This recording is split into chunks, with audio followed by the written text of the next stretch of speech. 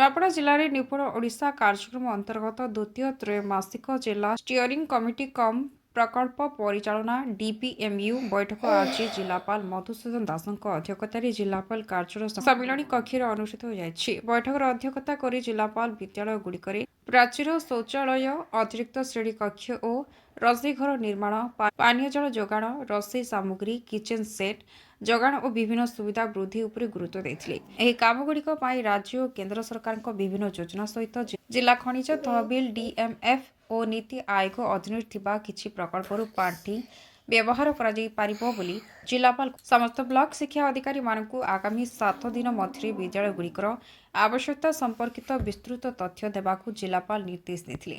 ବୈଠକରେ ପୂର୍ବତନ ଡିପିଏମ୍ୟୁ ବୈଠକର ନିଷ୍ପତ୍ତି ଅନୁସାରେ ଗ୍ରହଣ କରାଯାଇଥିବା କାର୍ଯ୍ୟାବଳୀ ଉପରେ ସମୀକ୍ଷା ଓ ଆଲୋଚନା ହୋଇଥିଲା।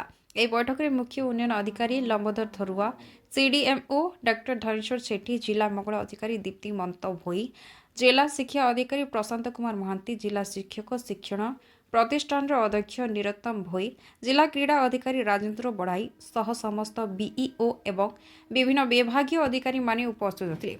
ନୂଆପଡ଼ା ଜିଲ୍ଲାରୁ ଓମପ୍ରକାଶ ଚୌଧୁରୀଙ୍କ ରିପୋର୍ଟ।